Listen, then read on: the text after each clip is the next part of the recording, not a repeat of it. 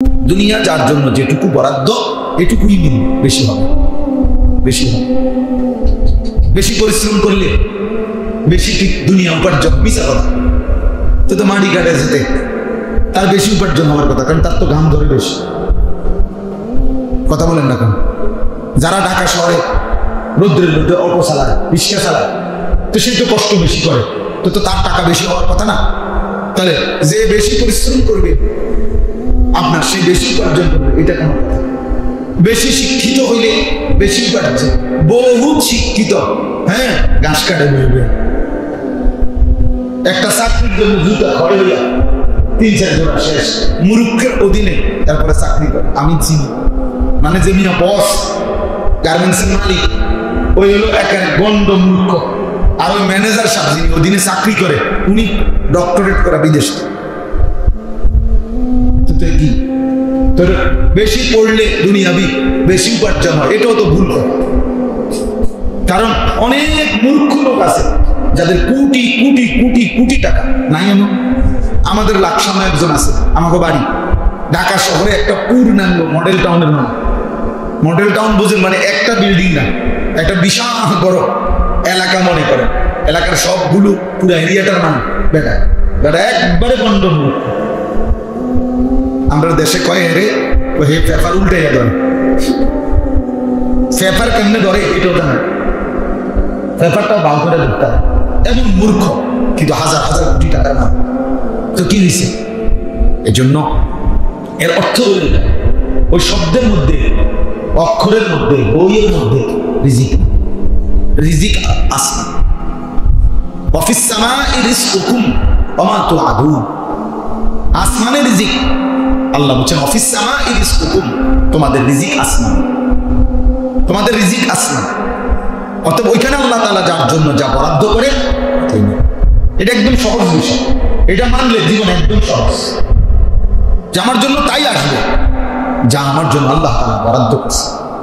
করার বিনিময়ে আসবে আমার তকদিরে, না করার বিনিময়ে আসবে আমার তকদিরে।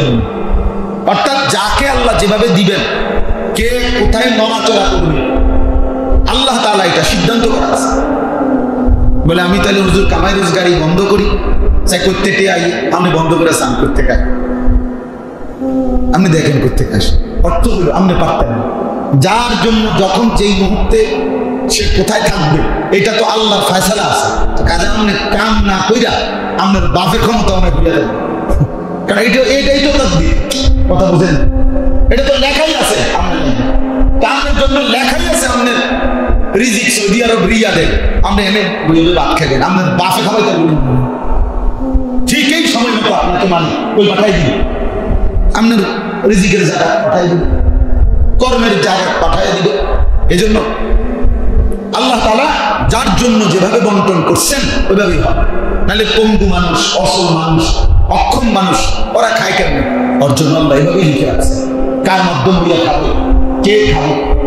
আমি অনেক সময় বলি যে অনেকেই মনে করে উপযুক্ত বয়স হয়ে গেছে কিন্তু বিবাহ করে না, কয়জন দুর্বল খাওয়ানো করতে। অপদার্থ এটা বুঝে না যে যে মহিলাকে আমি বিবাহ করবো, মহিলা ওই মেয়েটা তোমার বাড়িতে আসবে, তোমার বউ তো বেডি বুঝি আইলে তোমার বাড়িতে, আর বেডির ভাত তরকারি থাকবে বাপের বাড়ি। কথা বুঝেন না? যার রিজিক মহিলা, তো মহিলা হিসাব করবে ঢাকা, আর মহিলার রিজিক থাকে যে কুমিল্লা। মহিলা তো মহিলার রিজিক নিয়ে আসবে, আসবে না? কথা বলি, যার রিজিক সে তারটা নিয়ে আসবে কিনা, তো সহজ বিষয়। ওই নারী তো তার রিজিক নিয়েই আসবে। এতদিন বাবার মাধ্যমে সে উপার্জন হইতো, আল্লাহ এভাবে সিস্টেম রাখছে। আজকে স্বামীর মাধ্যমে উপার্জন, সেটাই আল্লাহ রাখছে। কিন্তু সবকিছু সাজানো আল্লাহর এই কায়নাতে, আল্লাহর এই সৃষ্টিতে। আল্লাহ বলছে একটি বিষয় অপরিকল্পিত এলোমেলো, আল্লাহ বলছে এমন কিছু না। এমন কিছু কি আল্লাহ কিছু না। হ্যাঁ, আল্লাহ তাআলা বলছেন সবকিছু, শুকনা কিংবা ভিজা, জলে কিংবা স্থলে, আল্লাহ বলে যেখানে যা সবকিছু আমি আল্লাহ সুস্পষ্ট কিতাবের মধ্যে লিখে রেখেছি। একটা পাখির নড়াচড়া, একটা পিঁপড়ার হাঁটা সিদ্ধান্ত করা আছে, যার কারণে পিঁপড়া আমার থেকে বাচ্চা গেছে, ওই নিয়ে আবার টিপ দিয়ে মেরে গেছে। একটা মশার হায়া সিদ্ধান্ত করা আছে, যার কারণে আমি বাড়ি দিছি, এটা মরে নাই, উড়ে গেছে, কিন্তু হে বাড়ি দেওয়া থাপ্পড় দেওয়া মরে গেছে। ফায়সালাই এবার সিদ্ধান্ত করা, এখানে সামান্য পরিমাণ অপরিকল্পিত এলোমেলো। আল্লাহ বলেন আমার সৃষ্টিতে কোনো পরিবর্তন হবে না, কোনো পরিবর্তন হবে না। এই জন্য আমাদের এটা বোঝা উচিত। আপনাদের দিলের মধ্যে ইয়াকিন নেই, নিজের মধ্যেই বুঝেন নিজের স্ত্রী, নিজের সন্তান এবং নিজে হারামের উপরে জিন্দেগি চালায়। এই বাটপারি সিটারি আয়, এই 2 নম্বরই 3 নম্বরই আয়, সুদের টাকা, কিস্তির টাকা, হারাম টাকা, লোনের টাকা, আল্লাহ নাফরমানি করা টাকা, সুখ হয়, ইজ্জত হয়। আল্লাহ তো আপনাকে দুষ্ট বাচ্চা দেয় না, আল্লাহ তো দিছিলেন পবিত্র বাচ্চা, আপনি তারে ধীরে ধীরে কি করে দিলেন, অবহেলা করে। সন্তানের জন্যই উপার্জনের এত ফিকির করে, কিন্তু সন্তানের আখলাকের ফিকির করে। কি বোকা মানুষ! মানে কোনো মানুষই কিন্তু শুধু নিজের জন্য উপার্জন করে না, মানে আমি আমার জন্য তো টাকা 3000 হইলেই সারা, 5000 টাকা হইলেই সারা। কিন্তু এই যে মানুষ এত কষ্ট করে রোজগারের জন্য দেশে বিদেশে, এর মাকসাদ কি? বলে যে আমার বাচ্চা আছে, সন্তান আছে, স্ত্রী আছে, সংসার আছে। তাইলে বউ বাচ্চা সংসারের জন্যই মানুষ এত কষ্ট করে, এত রক্ত পানি করে, এত টাকা পয়সা রোজগার করে। তো যার জন্য আমি এত কষ্ট করলাম, সেই যদি চরিত্রহীন হয়, অমানুষ হয়, আল্লাহ রসুলকে অস্বীকার করে, বেআমল থাকে, তো আমি কি গাছটা কাটলাম? কোন নাফরমানের জন্য আমি কষ্ট করলাম? একজন বাবার তো উচিত এটা বোঝাপড়া করে না, যে ছেলের সাথে কথা বলা যায়, বা তুই যদি নামাজই না পড়ো, তো তোর মতো জানোয়ারের জন্য আমি কি লেগে রোজগার করতাম? তোর মতো জানোয়ার বেনামাজি, তোরে আমি আমার জমি কেন দেব? তোরে আমার ঘরে খাওয়াবো কেন? তুই যেহেতু আল্লাহকেই পছন্দ করো না, তো বের হও, তোমার উপার্জন তুমি করো, তোমার খানা তুমি খাও। কোরআন কারীমের মধ্যে আছে নূহ আলাইহিস সালামকে আল্লাহ তাআলা বলেন ইন্নাহু আমালুন গায়রু সালিহ। নূহ আলাইহিস সালাম যখন ওনার ছেলে কাফের পানিতে ডুবে যাচ্ছে, নূহ আলাইহিস সালাম দোয়া করছিল আল্লাহর কাছে। আল্লাহ তাআলা বলেন ইন্নাহু লাইসা মিন আহলি, সাবধান, দোয়া করবেন, হাত নামাও, ওই তোমার সন্তান নয়। ইন্নাহু আমালুন গায়রু সালিহ, এটা বেআমল, আর বেআমল সন্তান ঈমানদারের সন্তান হয় না। আল্লাহ ফালা তাসআলনি, সাবধান নূহ, নাফরমান সন্তানের জন্য আমি আল্লাহর কাছে কিছু চেয়েও না। কোরআন শরীফের আয়াত, নাফরমানের জন্য আমার কাছে কিছু চেয়ে। আপনার ছেলে এক ওয়াক্ত নামাজ পড়ে না, আমি হাতে লেগে দোয়া আছে, হুজুর আল্লাহর রহমতে তারা লেগে কত জমি কিনছে, দোয়া করে কীর্তন কিনছে, কেন কিনবে না? আখিরাত বর্জন করে দুনিয়া সাজাইবার কি অর্থ আছে? যে দুনিয়া সাজাইলেন সেই দুনিয়া আপনিও থাকবেন না, সন্তান থাকবেন। তাইলে যদি আজকে এমন হইতো যে আমি কষ্ট করে দেখ, আমি মরছি, আমার ফুট তো আর মরত না, আমার জি তো আর মরবে না, তো ঠিক আছে না, তারাও তো মরে যাবে, তারাও তো মরে যাবে। যদি তারাই মরেই যায়, এরাও যেহেতু চলে যাবে, তাহলে কেন আমি শুধু দুনিয়া সাজাইব? বড় ভাই, বাবা, চাচা নিজের হাতেই বাচ্চাকে নষ্ট করে দেয়, নিজেদের হাতেই নিজেরাই আহ্লাদ করে বাচ্চাকে মোবাইল তুলে দেয়। কয়দিন পরে বাচ্চা হয়ে যায়, এরপরে অসভ্য, না নামাজ পড়ে, না মাদ্রাসায় পড়ে, না কোনো পড়ালেখা করে, কিছুই আর করতে চায়, সারাদিন মোবাইল টিপে। অনেক বাচ্চা আছে আপনারা দেখবেন, খায় না, ঘুমায় না, মোবাইল দিলেন না দিন, মোবাইল দেখতে দিলে খাইব, নাহলে খাবে, মোবাইল দেখতে দিলে ঘুমাবে, নাহলে ঘুমাবে। এতে করে একটা সময় বাচ্চা ছোট্ট বয়সেই মোবাইলে আসক্ত হয়ে যায়। আফসোসের ব্যাপার। ওই দিন একজন বড় ডাক্তার আমার বলতেছেন যে হুজুর, বাচ্চাদের নিউরো মেডিসিন ডাক্তার, একজন ডাক্তারের কথা বলতেছেন যে শিশু নিউরো মেডিসিন, যে ব্রেনের ডাক্তার। তো বলতেছেন যে ওনার রুগী দেখা কোনটা, এত বাচ্চা যে 8 বছর 10 বছর 12 বছর বাচ্চা, সব ছোট ছোট বাচ্চা, মানসিকভাবে বিভিন্ন সমস্যা ব্রেন। তো ওই ডাক্তার সাহেব বলতেছেন যে এর একটা মূল কারণ হলো বাচ্চা মোবাইলে আসক্ত।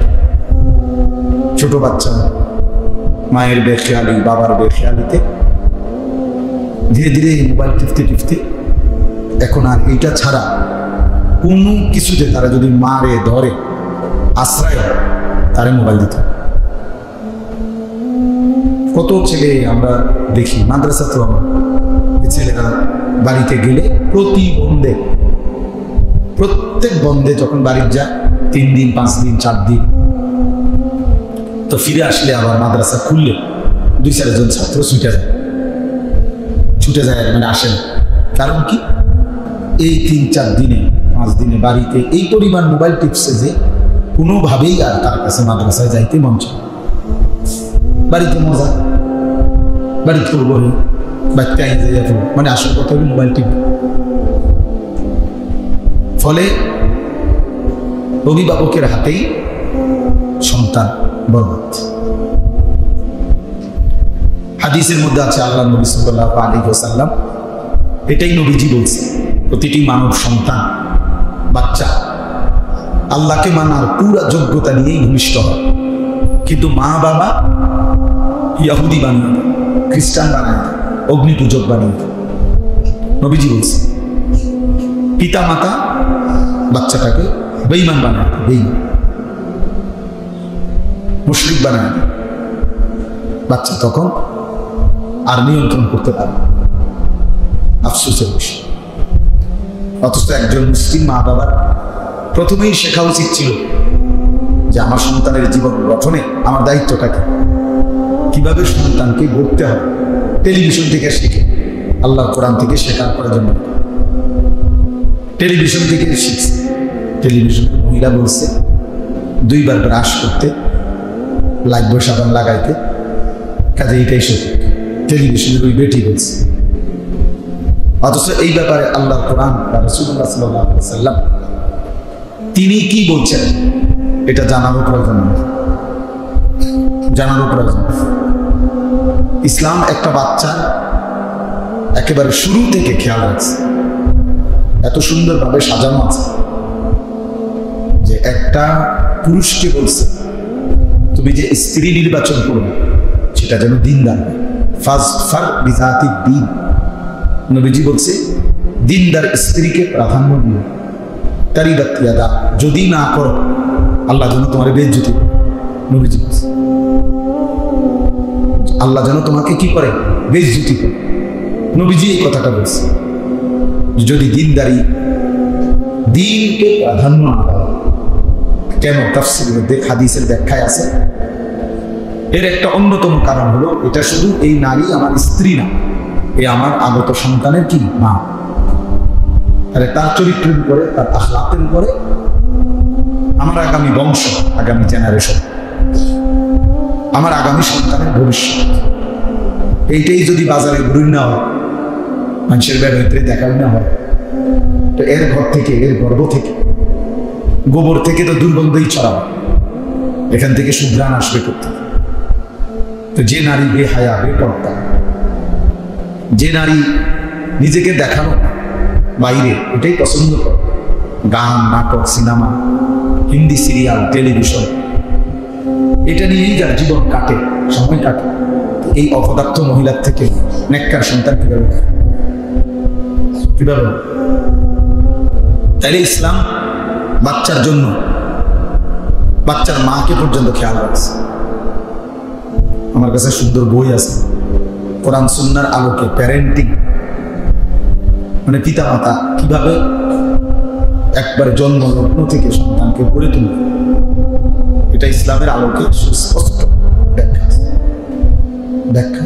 কতদিন দুধ খাওয়াবে, বাচ্চা প্রসবের পরে কি দায়িত্ব, এইভাবে ভাঙ্গা ভাঙ্গা একবারে জন্মলগ্ন থেকেই ইসলামের সুনির্দিষ্ট দিক নির্দেশনা দেওয়া আছে। আমাদের মানসিকতা হলো কোরআন থেকে নেওয়া, আল্লাহর দিন থেকে দিক নির্দেশনা নেওয়া ইচ্ছা আগ্রহ একদমই কম। টেলিভিশনে দেখা যায় এটা করতে দেখছি, এক বাসায় দেখছি দলিল, বুঝলেন না? একটা কিছু দিকেবেন যে এটা আমি ঘরে রাখছেন কেন, ওই দেখলেন খুব এক বাসায় দেখে একদিন বেড়াইতে গেছিলাম এক বাসা, সেখানে এটা দেখে খুব ভালো লাগছে, এই জন্য দেখেছি। এটা বুঝি কথা হল, আমরা এক বাসায় দেখছি, আরেক বাচ্চারে দেখছি, আরেকজনের মধ্যে দেখছি। এই মানুষকে ওইখানে দেখছি, সেখানে দেখছি, টেলিভিশনে দেখছি, নাটকে দেখছি, সিনেমায় দেখছি, অভিনয়। অথচ নাটক সিনেমা এরা নিজেরাই এটাকে বলে অভিনয়। অভিনয় যে ধোকা, এটা তো এই শব্দটারই অর্থ। অভিনয় তো আসল, এটা তো অভিনয় মানে ধোকা, এটা বাস্তবতা না, বরং অভিনয়। তো এইটা বাস্তবতা হবে কেন? বাস্তবতা হলো মানুষের আল্লাহ তাআলা যে দিক নির্দেশনা দিয়েছেন, কোরআন সুন্নাহ, সর্বক্ষেত্রে বিবাহের সময় যদি জেনে নিত যে বিবাহ কাকে বলে আর তালাক কাকে বলে, স্ত্রীকে প্রথম দিন থেকে কিভাবে চালাইতে হয়, কিভাবে সংসার করতে হয়, এটুকু যদি জানতো তো লাখ লাখ তালাকের ঘটনা হতো। কিন্তু না, হালদা কতক্ষণ কোনো নিয়ম নাই, কানুন নাই, কতক্ষণ ফিটালাইছে, কতক্ষণ বাইরে গেল, কতবার রাগ উঠছে, 3 তালাক দিয়ে দিছে, দিয়া মায়েরা ধরে চলে গেছে। শেষে 3 দিন পরে 2 দিন পরে এখন আইসা বে করে কান্দে, হুজুরদের হুজুর 2-3টা বাচ্চা ছোট ছোট, একবারে বেশি খেয়েছে দেব, কি করা হুজুর দেখেন না কোনোভাবে, হ্যাঁ জোড়াতারি দিয়া মিলে দেওয়া যায়, নাহলে একবারে বেশি ঝামেলা। বেশি ঝামেলা আগে বোঝেন নাই, আগে ভাবেন নাই, কোন আগে ভাবনার দরকার ছিল না। রাগ মানুষের রাগ কি আর কোনো বিষয় ওঠে না? তো অন্যান্য বিষয় আমাদের অন্য কোনো বিষয়ে রাগ উঠলে মানুষ কি এরকম সব ভাঙ্গিয়া চুরা ফেলে? তাই এই জন্য দিন শেখা দরকার, দিন শেখা দরকার। তালাবুল ইলমি ফরিদাতুন আলা কুল্লি মুসলিম, এর অর্থ প্রত্যেক মুসলমান মাদ্রাসায় ভর্তি হওয়া ফরজ, এটা না। এই হাদিসের অর্থ কি এটা যে প্রত্যেক মুসলমানের জন্য মাদ্রাসায় ভর্তি হওয়া ফরজ না, এটার অর্থ এটা। প্রত্যেক মুসলমানের জন্য দ্বীনি ইলম অর্জন করা ফরজ, অর্থাৎ মাদ্রাসার নিয়ম মাফিক সিরিয়ালে হোক। আচ্ছা, যদি ওটা না পারেন, আপনার যখন যা প্রয়োজন ইসলাম মতো চলতে গেলে, জীবন চলতে, ওইটুকু কমপক্ষে জেনে নাও, ওইটুকু জেনে নাও, এটা ফরজ। এবার আপনি যদি এটা নিয়ম মাফিক মাদ্রাসায় না পড়েও কোনো হক্কানি আলেম দ্বীন থেকে জেনে নেন, বুঝে নেন, ঠিক আছে, আমার মানা না দরকার, বুঝা দরকার। বহু মানুষ জানেন নিজেরা চলতে গিয়ে প্রতিনিয়ত সাংসারিক পেরেশানির কথা শুনলে খুব মায়া লাগে। এক এক মানুষ আমাদের কাছে, আমাদের কাছে বলেন, আমার কাছে বলে, চিঠি লেখে, কাগজ লিখে দেয়, কেউ মেসেজ দেয়, কেউ কথা বলতে চায়, সবাই তো খুঁজাও পায় না। কিন্তু এত আফসোস লাগে, আহা বেচারা 25 বছর বিদেশ করছে, ওমা বেচারার জীবনটা মানে একটা তুষের আগুনের মতো, কলিজাটার ভিতরে এমনি হয়তো উপরে আসে ভালো, কিন্তু সুখ বলতে কিছু সব শেষ করছে। কিন্তু প্রকৃত অর্থে ভালোবাসা, আন্তরিকতা পায়, আন্তরিকতা। অনেক লোক, আমরা তো এই হজ উমরার সফরে গেল প্রবাসীদেরকে দেখি, খুব আফসোস লাগে, মানে বেচারার এত কষ্ট, এই রক্ত পানি করা, খাম ঝরানো টাকা, বউ বাজারে বাজারে বলে ফুলাই এক রক্ত নামাজ পড়ে না, হেতে সারাদিন মোবাইলকে, মানুষও না, জানোয়ারও না। তাহলে তো এই বেচারা এই 18 বছর বিদেশ করার, এই ঘাম ঝরানোর সার্থকতাটা কি? যে ফুটে যদি অমানুষ হয়, তা আমি বিল্ডিং দিয়ে করবো, কার বিল্ডিং কে চায়? তো চাই বিল্ডিং কি আর একটা সাউন্ডের কিছু বলেন? আর যদি এমন হতো যে পৃথিবীতে একমাত্র উনি একটা বিল্ডিং করছে, যাতে করে দলে দলে লোক অটো দিয়ে আছে, ইঞ্জি দিয়ে আইয়া সাইয়া যাইতে আছে, আল্লাহু আকবার, বিল্ডিং করছে। এমন আগে ছিল, আমার ছোটবেলায় মনে আছে, আমরা ছোট থাকতে কোন গ্রামে নানার বাড়িতে দেখতাম মোটরসাইকেল একটা, তো পুরা গ্রামের বাড়ি বাচ্চা কাচ্চা বেডি বেডি তাই দৌড় দিয়ে চাইতে আর সুবহানাল্লাহ হুন্ডা আছে চাইতে। এখন কি সেটা আছে সময়? তাই তাইলে এই খাট পালন সোফা ফার্নিচার এগুলো বাস্তবিক অর্থে খুব বেশি কিচ্ছু না। এগুলো কে দেখে? কাঠটা কিত্ত দেখবে, সোফা ছেড়ে না এমন পাগল আছে না। এটা একটা রিস্টোওয়ালা ঠেলাওয়ালার ঘরে একটা ফ্রিজ আছে, ওয়ালটনের ফ্রিজ তো সবার ঘরে ঘরে আছে। তাই এগুলো যেগুলো নিত্য প্রয়োজনীয় জিনিস এগুলো সবার ঘরেই এখন আছে। তাহলে এটা আহামরি কিচ্ছু। আমার সন্তান, আমার স্ত্রী, আমার পরিবারের সদস্যগুলো, এটা হলো আমার মূল বিষয়, উল্লেখ করার বিষয়। যে আমার ছেলেরা নামাজ পড়ে, আমার মেয়েরা পর্দা করে, আমার ঘরওয়ালা সবাই আল্লাহ কোরআন পড়তে পারে, এটা হলো সফলতা। এটা কিছু বলার মতো কথা। আমি আল্লাহর মতে আপনার দোয়ায় দুইটা সোফা বানাইছি, দোয়া করেন। কিতা দোয়া করতে সোফা বানাইছে, আর মানুষের সব ফুল বানাইছে, আমি একটা সোফা বানাইছি। এটার মধ্যে দোয়া করেন, একটা বিল্ডিং করছি, এটার দোয়ার কিতা আছে বলেন? এটা কিতা দোয়া করতো? দোয়া করেন সামনের সোমবারে ছাদ ডালাই, ছাদ ডালাই এবার দোয়া কি বলেন? ছাদ ডালাই যে ছাদ ডালাই, এটা দোয়া করতো কি? মানে খাস করে আমার কাছে খাস করে হুজুর দোয়া কি খাস মানে এমন ভাবে যেন ডালাই হয়, যেন সাফে নিচে ফিরে যায়, খাস মানে একদম যেন ছাদ বাইরে পড়ে, ছাদের লেগে খাস দোয়া করতো। মোটরসাইকেলের জন্য মোটরসাইকেল কিনছে, এটা লেগে খাস করে দোয়া করতো। আফসোসের বিষয়, কি জন্য দোয়া চাইবে মুসলমান সেটাও বুঝে। সন্তানের ঈমান, সন্তানের নামাজ, পরিবারের নামাজ, আখিরাত, মূল দোয়ার বিষয় তো হওয়ার কথা ছিল। এটা কোরআনুল কারীমের মধ্যে আছে। ইব্রাহিম আলাইহিস সালাম আল্লাহ তাআলার কাছে দোয়া করছে, রব্বি জাআলনি মুকিমাস সালাহ ওয়া মিন যুররিয়্যাতি, আল্লাহ আপনি আমাকে পূর্ণ নামাজি বানান এবং আমার সন্তানদেরকেও। তাহলে দোয়ার বিষয়, দোয়ার বিষয় ইব্রাহিম আলাইহিস সালাম দোয়া করছে, ওয়া মিন যুররিয়্যাতিনা উম্মাতান মুসলিমাতান লাক, আল্লাহ আপনি আমার বংশধরকে কিয়ামত পর্যন্ত উম্মতে মুসলিমা আপনার অনুগত হিসাবে কবুল করে নেন। এটা দোয়া বংশধরের জন্য। ইব্রাহিম আলাইহিস সালাম হযরত হাজেরা এবং ইসমাঈল ওনাদের দুইজনকে যখন মরুভূমিতে আল্লাহর ঘরের কাছে রেখে আসছেন, একাকী, কেউ নাই, ঘাস নাই, পানি নাই, মানুষ নাই, কিচ্ছু নাই, এরকম দুধু মরুভূমিতে যখন রেখে আসছেন, সেদিন তিনি দোয়া করছেন।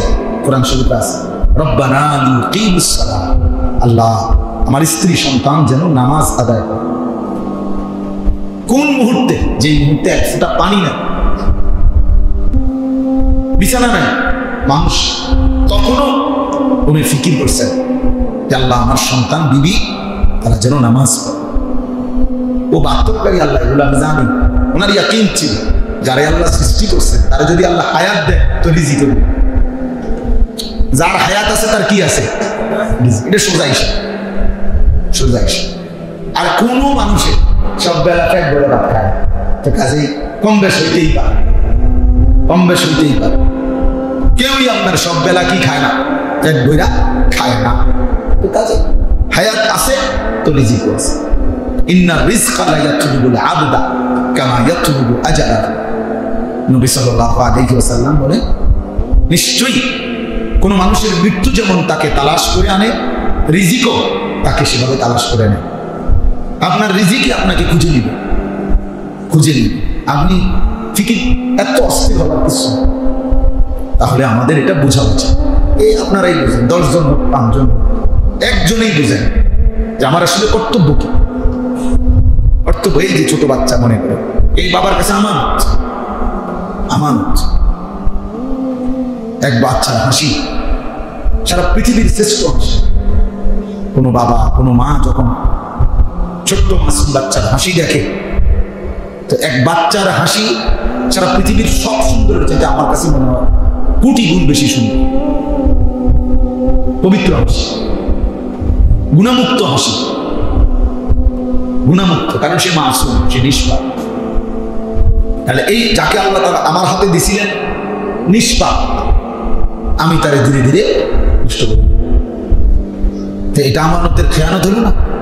কথা বলেন, আমার জবাবদিহি করতে হবে না? আল্লাহ তাআলা তো মোবাইলে আসক্ত একটা বাচ্চা দেয়, আল্লাহ তো চরিত্রহীন বাচ্চা আপনারা দেয়, আল্লাহ তো আপনাকে দুষ্ট বাচ্চা দেয় না, আল্লাহ তো দিছিলেন পবিত্র বাচ্চা। আপনি তারে ধীরে ধীরে কি করে দিলেন? অবহেলা করে। সন্তানের জন্যই উপার্জনের এত ফিকির করে, কিন্তু সন্তানের আখলাকের ফিকির করে। কি বোকা মানুষ উনি! কোনো মানুষই কিন্তু শুধু নিজের জন্য উপার্জন করে না, মানে আমি আমার জন্য তো টাকা 3000 হইলেই সারা, 5000 টাকা হইলেই সারা। কিন্তু এই যে মানুষ এত কষ্ট করে রোজগারের জন্য দেশে বিদেশে, এর মাকসাদ কি? বলে যে আমার বাচ্চা আছে, সন্তান আছে, স্ত্রী আছে, সংসার আছে। তাইলে বউ বাচ্চা সংসারের জন্যই মানুষ এত কষ্ট করে, এত রক্ত পানি করে, এত টাকা পয়সা রোজগার করে। তো যার জন্য আমি এত কষ্ট করলাম, সেই যদি চরিত্রহীন হয়, অমানুষ হয়, আল্লাহ রসুলকে অস্বীকার করে, বেআমল থাকে, তো আমি কি গাছটা কাটলাম? কোন নাফরমানের জন্য আমি কষ্ট করলাম? একজন বাবার তো উচিত এটা বোঝাপড়া করে না, যে ছেলের সাথে কথা বলা যায়, আব্বা তুই যদি নামাজই না পড়ো তো তোর মতো জানোয়ারের জন্য আমি কি লেগে রোজগার করতাম? তোর মতো জানোয়ার বেনামাজি, তোরে আমি আমার জমি কেন দেব? তোরে আমার ঘরে খাওয়াবো কেন? তুই যেহেতু আল্লাহকেই পছন্দ করো না, তো বের হো, তোমার উপার্জন তুমি করো, তোমার খানা তুমি খাও।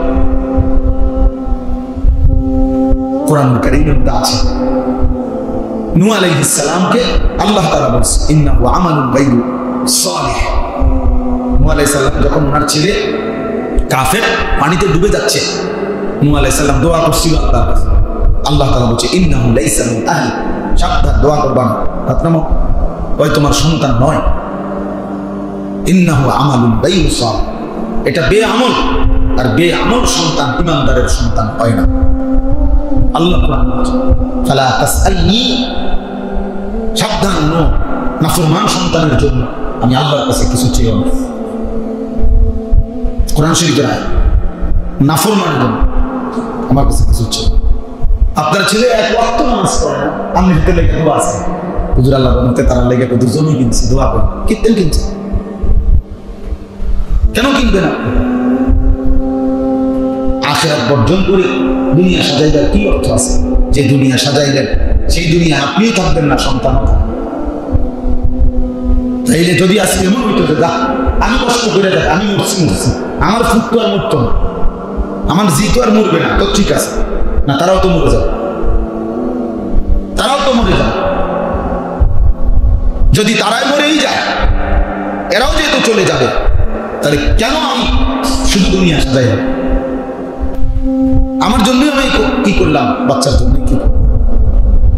এই জন্য আল্লাহ নবী সাল্লাল্লাহু আলাইহি ওয়াসাল্লাম বলেন মা নাহালা ওয়ালিদুন ওয়ালাদাহু মিন নুহলিন মিন আদাবিন হাসান। কোন মা বাপ তার সন্তানকে সবচেয়ে বড় উত্তম উপহার যা দেয় তা হচ্ছে উত্তম আদব, উত্তম আখলাক, উত্তম জিন্দেগি। যে মা বাবা তার সন্তানকে দিয়ে যায়, রাসূলুল্লাহ সাল্লাল্লাহু আলাইহি ওয়াসাল্লাম বলেন সেই মা বাপ তার পরবর্তী 60 বছরে সবকিছু গুছাই দিয়ে যাইতে হবে। এটা কি বিষয় বলেন? আমরা মৃত্যুর পরে পৃথিবীতে আর উপার্জন হবে না, তো তাইলে আর সমস্যা কি? এই জন্য বুজুর্গানে দিন বলেন দুনিয়ার জন্য ওইটুকুই করো যেটুকু সময় তুমি এখানে থাকবা, আখিরাতের জন্য ওইটুকু করো যেটুকু সময় তুমি সেখানে থাকবা। স্বল্প সময়ের দুনিয়া আর অনন্তকালের আখিরাত, অনন্তকালের যা শুধুই শুরু হবে আর শেষ হবে না। অনন্তকালের আখিরাতের জন্য পুঁজি কোথায়? খামখেয়ালি বৃদ্ধ মানুষ, এই বয়স্ক অনেক লোক আল্লাহ তাআলা সুন্দর একটা অল্প কয়েকটা দিন হায়াত দিছিলেন।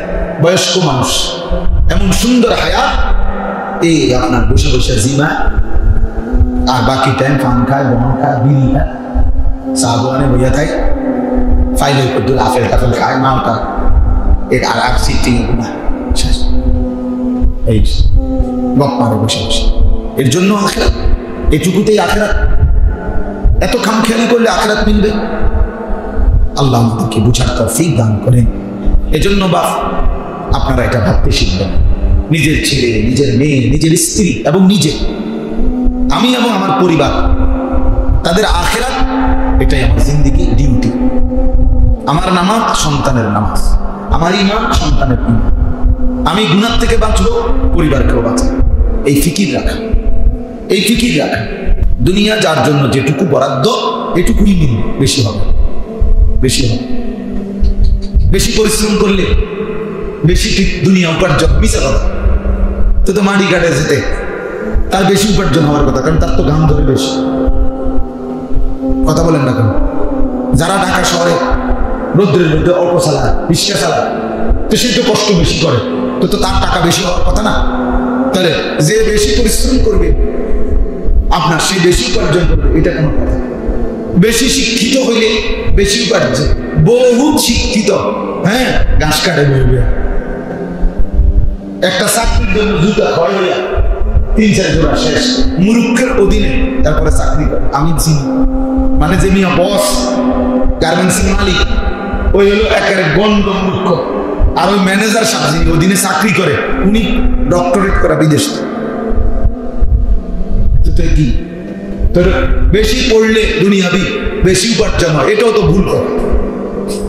কারণ অনেক মূর্খ লোক আছে যাদের কোটি কোটি কোটি কোটি টাকা নাই। এমন আমাদের লাকসামে একজন আছে, আমাকে বাড়ি ঢাকা শহরে একটা পূর্ণাঙ্গ মডেল টাউনের মানে, মডেল টাউন বুঝেন মানে একটা বিল্ডিং না, একটা বিশাল বড় এলাকা মনে করে, এলাকার সবগুলো পুরো এরিয়াটার মানে বেটা বেটা একবারে বন্ধ। আমরা দেশে কয় হেরে পেপার উল্টে ধরে, পেপার কেমনে ধরে এটাও জানা, পেপারটাও বাউ করে ধরতে হয়। এমন মূর্খ, কিন্তু হাজার হাজার কোটি টাকার মান। তো কি হয়েছে? এজন্য এর অর্থ বলে ওই শব্দের মধ্যে, অক্ষরের মধ্যে, বইয়ের মধ্যে রিজিক, রিজিক আছে। ওয়াফিস সামাই রিজকুকুম ওয়া মা তুআদুন, আসমানে রিজিক। আল্লাহ বলছেন অফিস সামাই রিজকুকুম, তোমাদের রিজিক আসমান, তোমাদের রিজিক আসমান। অতএব ওইখানে আল্লাহ তাআলা যার জন্য যা বরাদ্দ করেন, এটা একদম সহজ বিষয়। এটা মানলে জীবন একদম সহজ, যে আমার জন্য তাই আসবে যা আমার জন্য আল্লাহ তাআলা বরাদ্দ করছে। করার বিনিময়ে আসবে আমার তাকদীরের, না করার বিনিময়ে আসবে তো আমার তাকদীরের। অর্থাৎ যাকে আল্লাহ যেভাবে দিবেন, কে কোথায় নড়াচড়া করবে, আল্লাহ তাআলা এটা সিদ্ধান্ত করা আছে। বলে আমি তাহলে হুজুর কামাই রোজগারি বন্ধ করি, চাই করতে আইয়ে, আপনি বন্ধ করে স্নান করতে গাই, আপনি দেখেন করতে আসে, অর্থ আপনি পারতেন না। যার জন্য যখন যেই মুহূর্তে সে কোথায় থাকবে, এটা তো আল্লাহর ফয়সালা আছে। কাজে আপনি কাম না কইরা আপনার বাপের ক্ষমতা অনেক বুঝে দেবেন, কারণ এটাই তো তাকদীর। কথা বুঝেন না? এটা তো লেখাই আছে আপনার লেখা, তা আপনার জন্য লেখাই আছে আপনার রিজিক সৌদি আরব রিয়াদে, আপনি এনে বুঝে ভাত খেলেন, আপনার বাপে খাওয়াই দেবেন, ঠিক এই সময় মতো আপনাকে মালিক ওই পাঠাই দিন, আপনার রিজিকের জায়গা পাঠাই দিবে, কর্মের জায়গা পাঠাই দিবে। এই জন্য আল্লাহ তাআলা যার জন্য যেভাবে বন্টন করছেন ওইভাবেই হবে। নাহলে পঙ্গু মানুষ, অসল মানুষ, অক্ষম মানুষ, ওরা খায় কেন? ওর জন্য আল্লাহ এইভাবে লিখে রাখছে কার মাধ্যম হইয়া খাবে, কে খাবে। আমি অনেক সময় বলি যে অনেকে মনে করে উপযুক্ত বয়স হয়ে গেছে কিন্তু বিবাহ করে না, কয়েকজন বউ খাওয়ানো করতে। অপদার্থ এটা বুঝে না যে যে মহিলাকে আমি বিবাহ করব, মহিলা ওই মেয়েটা তোমার বাড়িতে আসবে, তোমার বউ তো বেডি বুঝি আইয়া লাগবে তোমার বাড়িতে, আর বেডির ভাত তরকারি থাকবে বাপের বাড়ি। কথা বুঝেন না? যার রিজিক মহিলা, তো মহিলা আইসা করবে ঢাকা, আর মহিলার রিজিক থাকে যাইব কুমিল্লা। মহিলা তো মহিলার রিজিক নিয়েই আসবে, আসবে না? কথা বলে যার রিজিক সে তারটা নিয়ে আসবে কিনা, তো সহজ বিষয়।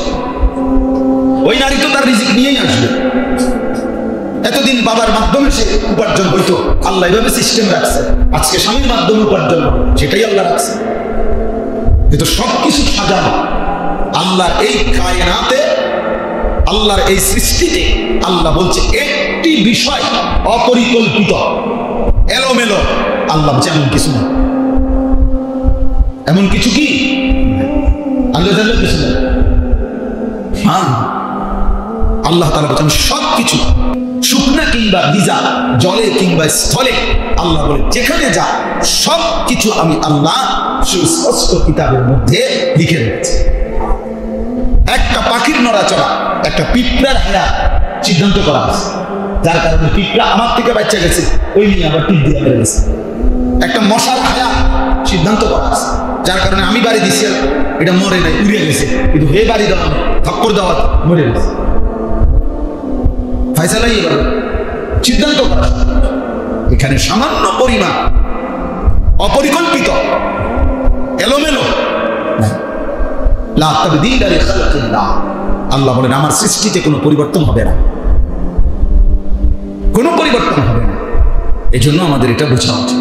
আপনাদের দিলের মধ্যে ইয়াকিন, নিজের মধ্যেই বুঝেন, নিজের স্ত্রী, নিজের সন্তান এবং নিজে হারামের উপরে জিন্দেগি চালায়। এই বাটপারি সিটারি আয়, এই 2 নম্বরই 3 নম্বরই আয়, সুদের টাকা, কিস্তির টাকা, হারাম টাকা, লোনের টাকা, আল্লাহ নাফরমানি করা টাকা, সুখ হয় না, ইজ্জত হয়। প্রত্যেক সুদখোরকে মানুষ সুদ করেই বলে, সামনে কেউ করতেছে না, প্রকাশ্যে বলতে না পারে, হয়তো ক্ষমতার ভয়ে অথবা কোনো কারণে নাও বলতে পারে, কিন্তু পিছনে হলেও আপনার যেটা আপনি করেন এইটাই মানুষে করে, আরেকটা করে আপনি সুদখোর। আর মানুষে আপনার ব্যাপারে বলছে মাশাআল্লাহ উনি একজন জোনায়েদ বাগদাদি, আয় মানুষে চিড়া খায় আর আপনি হুদা ভাত খান। বুঝলেন? মানুষ সব চিড়া খায়, ওরা ভাত খায়, মানুষ আমাদের চিন্ত না। আমাদের আরবিতে বলে অফিকা উয়ুবুন ওয়ালিন্নাসি আয়ুন। আরবি একটা প্রবাদ যে তোমারও দোষ আছে, মানুষেরও চোখ আছে। তোমারও কি আছে, মানুষেরও কি আছে। এখন যে সন্ধ্যা, তো এখন আপনি কেউ কেউ এখন বলবে যে এখন দুপুর, তো মানুষ চিনবে না কেন? আপনারা চিনবে না, আমরা বাট পার না সিটা মানুষ চিনতো না কেন? আমরা দিনদার না নেককার চিনবে না কেন? চিনবে না কেন?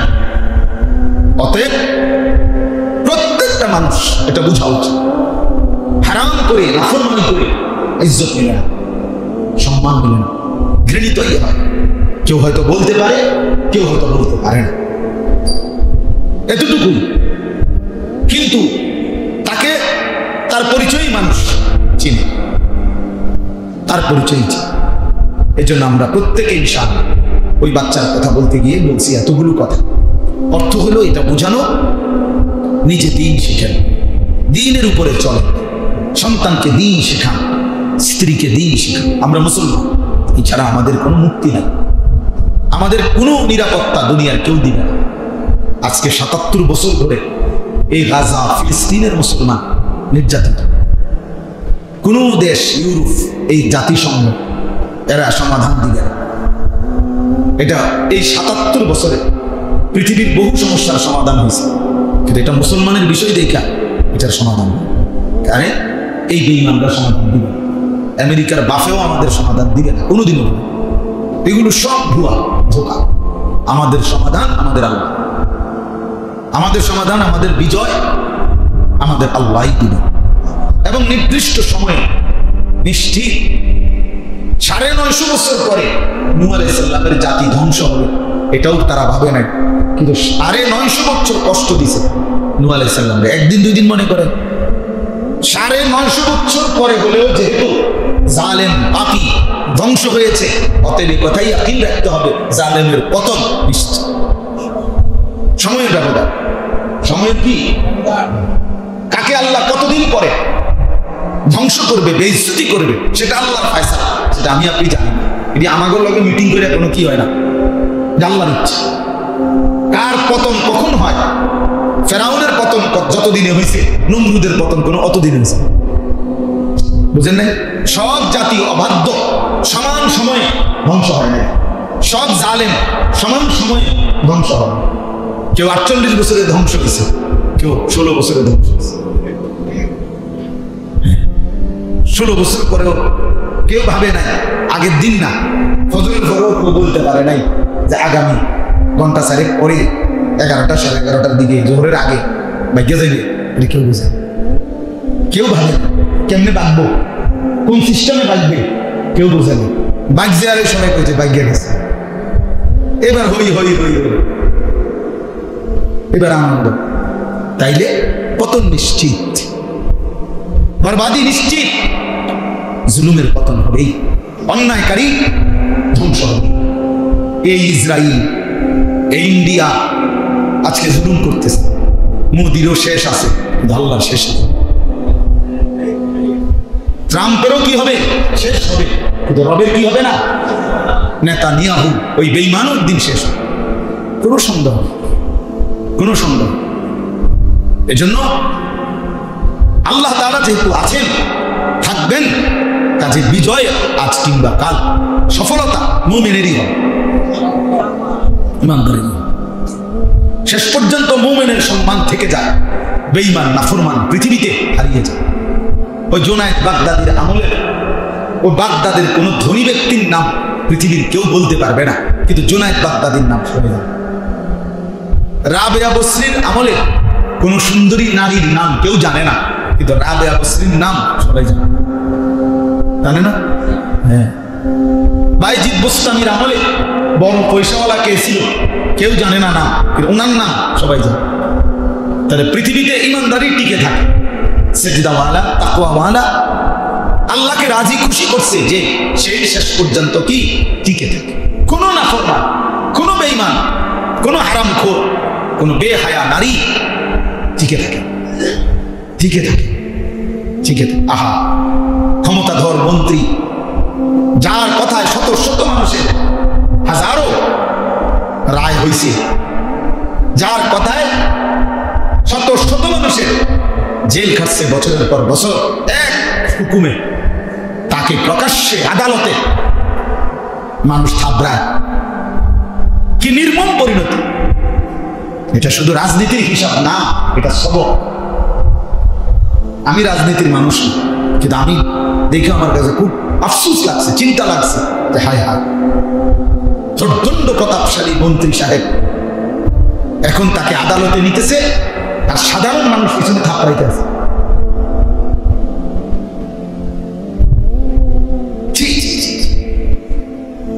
দুনিয়াতে এত বড় বেইজ্জতি, নাফরমানের আখিরাতে কি হবে, পাপীদের আখিরাতে কি হবে যদি আল্লাহ মাফ না করে, যদি তওবা না, যদি তওবা। তাহলে বুঝাই গেল অহংকারী, পাপী, জালেম দুনিয়াবাসীও যদি তাগরে ঠিক মতো পায়, তাইলে থাবড়াইতে দেরি করে না, আখিরাতের ফিডাটা কেমন ফিডাটা। দুনিয়াতে সে কি পরিমাণ ঘৃণিত, আল্লাহর কাছে সে কি পরিমাণ ঘৃণিত, ঘৃণিত। এজন্য গুনাহ ছেড়ে দেন, নাফরমানি ছেড়ে দেন। প্রত্যেকে জওয়ান কিংবা বুড়া, একজন কিংবা 10 জন, গুনাহ ছেড়ে দেন, আল্লাহর নাফরমানি ছেড়ে দেন। আল্লাহ তাআলা কোরআন কারীমের মধ্যে বলছেন, এই যে দেখেন আমি যে 3টা আয়াত পড়ছি, 17 নম্বর পারা, 22 নম্বর সূরা, সূরা হজ, এই সূরার 3টি আয়াত। আল্লাহ তাআলা বলেন, ওয়াইদ বাওয়ানা লিইব্রাহিমা মাকানাল বাইত। আল্লাহ তাআলা বলেন, স্মরণ করুন হে নবী, যখন আমি আল্লাহ আমার প্রিয় বন্ধু আমার নবী ইব্রাহিমের জন্য আমার ঘর কাবা পুনর্নির্মাণ করার আদেশ দিয়ে আমি পুরো অবস্থানটা, ঘরের নকশা, সীমারেখা সবকিছু যখন আমি আল্লাহ ঠিক করে দিলাম।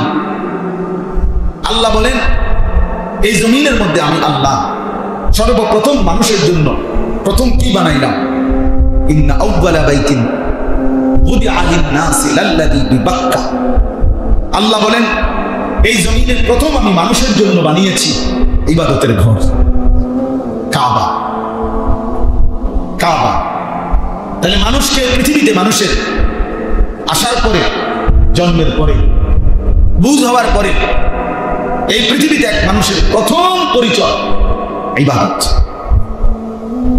আল্লাহ বলেন, আমি মানুষের জন্য জমিনে প্রথম বানাইছি ঘর, কিসের ঘর? ইবাদত, কাবা। আমাদের জীবনের প্রথম ডিউটি ইবাদত। ইবাদত বিহীন, আল্লাহ গোলামি বিহীন বন্দিগিবিহীন খোদার কসম জীবন কোনো জীবনই না। সে কোনো মানুষই না যার মধ্যে গোলামি নাই, সেজদা নাই, বন্দী। ওই কোনো মানুষ না, ওই জানো ওই চতুষ্পদ জন্তু, খায় ঘুমায়, পেশাব পায়খানা করে আর জোর চাহিদা পূরণ।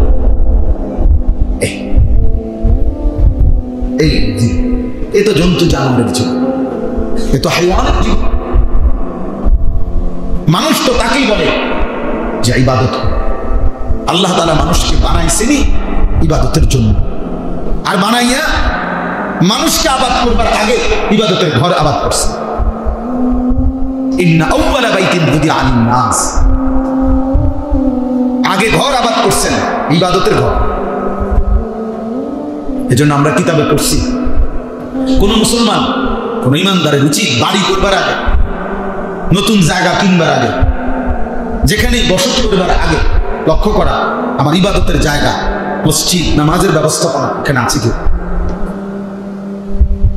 এটা উচিত খেয়াল করা। আপনি জমি কিনলেন, এখানে মসজিদ হয়েছে 30 মাইল দূরে, নামাজ পড়বেন কি, ইবাদত করবেন কিভাবে, এর ফিকির করা। কারণ আল্লাহ তাআলা জমিনে মানুষের জন্য প্রথম আগে বানাইছেন কিসের ঘর? থাকার ঘর না ইবাদতের ঘর? এবং আল্লাহ নবী সাল্লাল্লাহু আলাইহি ওয়াসাল্লাম নিজে তার জীবনে, নবীজির জীবনে মক্কা থেকে মদিনায় হিজরত করার পর যেখানেই কদম ফেলছেন নবীজি, সেখানেই একটি আল্লাহর ঘর তৈরি করছে, মসজিদ নির্মাণ করছে। কুবা গেছেন, সেখানে মসজিদ বানাইছেন। মদিনায় ঢুকছেন, সেখানে আগে মসজিদ বানাইছেন। হযরত আবু আইয়ুব আনসারী রাদিয়াল্লাহু তাআলা ওই সাহাবীর বাড়িতে ছিলেন, কিন্তু আগে কি বানাইছেন? মসজিদের নবী বানাইছেন। এরপরে মসজিদের পাশে নিজের জন্য ছোট্ট হুজরা বানাইছেন। আগে ঘর বানাইছেন ইবাদত, মসজিদ। এজন্য খেয়াল করা, যেখানে সেখানে বসতের জায়গা কিনবার আগে খেয়াল করা যে আমার ইবাদতের ব্যবস্থা আসবে কি। প্রতিবেশীর দিকে খেয়াল করা, আমি যাদের সাথে ঘর বাঁধতেছি এদের মধ্যে আল্লাহ, খুদা, আখিরাত আছে, ইবাদতের ফিকির আছে। জানতেন কারোর সাথে প্রতিবেশী না বানান। আরবিতে এই জন্য বলে উতলুবিল জার ক্বাবলা দার, ঘর করার আগে উতলুবিল জার, জার মানে প্রতিবেশী। ঘর করার আগে প্রতিবেশী তালাশ করো, কার সাথে ঘর বানাচ্ছ, পাশে যারা থাকবে তারা। আমরা কিতাবে পড়ছি একজন বিশ্ববিখ্যাত বুজুর্গ ছিলেন হযরত আব্দুল্লাহ ইবনে মুবারক রাহমাতুল্লাহ আলাইহি। আব্দুল্লাহ ইবনে মুবারক অনেক বড় আল্লাহ ওয়ালা বুজুর্গ, মুহাদ্দিস, ফকিহ ছিলেন। তো উনার বাড়ির পাশে লাগোয়া যে জায়গাটা ছিল, যা বাড়ি, সে ছিল একজন ইহুদি। তো ঘটনাচক্রে ওই ইহুদি সিদ্ধান্ত নিছে তার জায়গাটা বিক্রি করে ফেলবে। তো এখন সে ঘোষণা দিছে জায়গা বিক্রি করবে। তো তখন লোকেরা আসছে, কাস্টমার, জায়গা কিনবার জন্য। তো দাম জিজ্ঞাসা করছে, দাম কত? তো ওই ইহুদি ব্যক্তি বলল 2 লক্ষ দিরহাম, ধরেন 2 লাখ টাকা সেই যুগে। তো কাস্টমার এলাকার লোকরা বলছে যে সর্বোচ্চ দাম নিলেও 1 লাখ টাকার বেশি ওদের কথা, তুমি কোন বুঝে 2 লাখ টাকা চাই আন্দাজি, যেটা মার্কেট রেটও নাই, তুমি এটা কেন চাইলা? কিতাবে আমরা নিজে করছি। ওই ইহুদি বলছে, হ্যাঁ এটা আমি বলি, এটার দাম 1 লাখ টাকা, কিন্তু আমার দিতে হবে 2 লাখ টাকা। বলছে দাম আমিও বলি কি 1 লাখ, কিন্তু দিতে হবে কত? 2 লাখ। তখন লোকেরা বলল, কেন? এটা কোন ধরনের কথা? বলছে হ, এটাই কথা। কেন?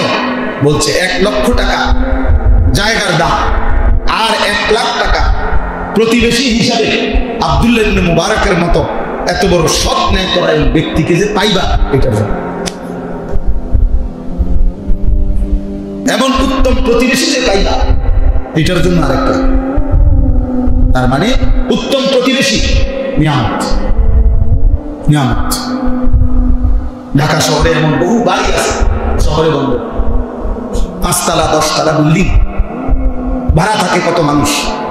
ভদ্রলোক তার বাড়ির নিচতলায় গেটের মধ্যে এইভাবে তালা মেরে দেয় রাতে, দারোয়ান নিষেধ করা ফজরের নামাজের জন্য বের হতে দেয় বাড়ির নিরাপত্তা, বাড়ির সেফটির কারণে ফজরের নামাজ পড়তে দেয় অনেক, সবাই না, এমন আছে আমিও শুনছি। আফসোসের বিষয়, আফসোসের বিষয়। বাড়ি না সুন্দর হইল, আখেরাত কই গেল, আখেরাত কই গেল। এজন্য জানতেন তার সাথে আপনার প্রতিবেশী বানাইতে না। আল্লাহ তাআলা বলেন ওয়াইদ বাওয়ানা লিইব্রাহিমা মাকানাল বাইত, আমি ইব্রাহিমের জন্য আমার ঘর কাবা পুনর্নির্মাণ করার জায়গা, সীমারেখা সবকিছু ঠিক করে দিলাম। মূলত আল্লাহ তাআলা আদম আলাইহিস সালামের জামানাতেই আল্লাহর ঘর কাবা নির্মাণ করছেন ফেরেশতাদের মাধ্যমে, আদমের আগেই।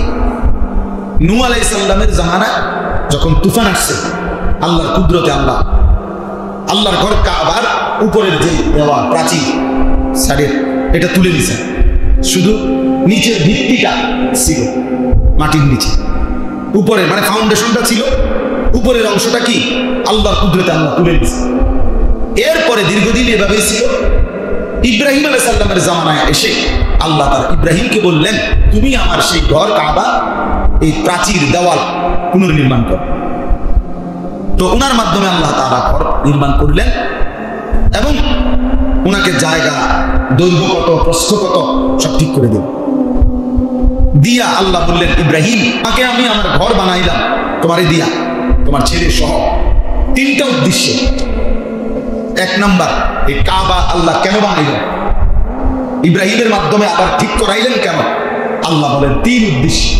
এক, আল্লাহ তুশরিক বি শাইআন, এক নাম্বার হলো আমার ঘরের ইবাদত আমি আল্লাহর বন্দেগী করবা আমার ঘরকে সামনে রেখে। তবে এক নাম্বার খেয়াল করবা, কোন অবস্থাতেই আমি আল্লাহর সাথে যেন শিরিক না, আমি আল্লাহর সাথে শিরিক করবা না। এই জন্য বান্দার প্রথম খেয়াল রাখা উচিত, আল্লাহ তাআলা আমাকে বানিয়েছেন ইবাদতের জন্য, আমার দ্বারা যেন কোনোভাবে আমার আল্লাহর সাথে শিরক না। আল্লাহ বলেন, ইব্রাহিম তোমার কাছে আমার প্রথম আদেশ, আমার ঘর বানাও, ইবাদত করো, খেয়াল রাখবা যেন শিরক না, শিরক না।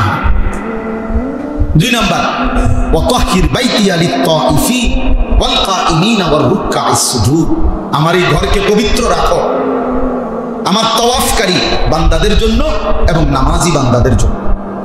আমার এই ঘরকে কেন্দ্র করে যুগে যুগে মানুষ তাওয়াফ করবে এবং আমার এই ঘরকে কেন্দ্র করে মানুষ রুকু দেবে, সিজদা দিবে, নামাজ পড়বে। এই ইবাদতের জন্য, নামাজের জন্য, তাওয়াফের জন্য আমার ঘরকে পবিত্র করো। তো তাফসীরের মধ্যে আছে শিরিক থেকে, মূর্তি পূজা থেকে, আল্লাহর অবাধ্যতা থেকেও পবিত্র রাখো, আবার বাহ্যিক ময়লা আবর্জনা থেকেও পবিত্র রাখো। তিন নাম্বার হলো ওয়াআদ্দিন ফিন নাসি বিল হজ, এই এক নাম্বার হলো আমার ঘরকে তুমি শিরিক থেকে পবিত্র রাখবা। দুই নাম্বার, আমার তাওয়াফকারী এবং নামাজি বান্দাদের জন্য পবিত্র করো। তিন নাম্বার হলো আমার এই ঘর কাবাকে কেন্দ্র করে তুমি মানুষের মাঝে হজ্জের ঘোষণা দাও, মানুষ যেন আমার এই ঘরকে কেন্দ্র করে হজ করতে আসে। ওয়াআদ্দিন ফিন নাসি বিল হজ, মানুষের মধ্যে হজের ঘোষণা দাও। আল্লাহ বলেন তুমি শুধু ঘোষণা দিবা, এরপরে আমি আল্লাহ যুগে যুগে এই পরিমাণ মানুষ এই ঘরের দিকে আনবো হজের জন্য।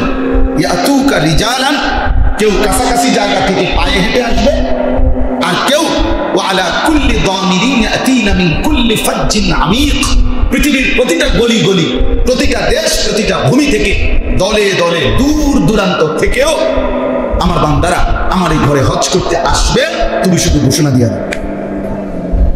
এই জন্য তাফসীরে আছে, ইব্রাহিম আলাইহিস সালাম বলেন, আল্লাহ আমি সারা পৃথিবীর মানুষের কাছে এই আওয়াজ কিভাবে পৌঁছাবো?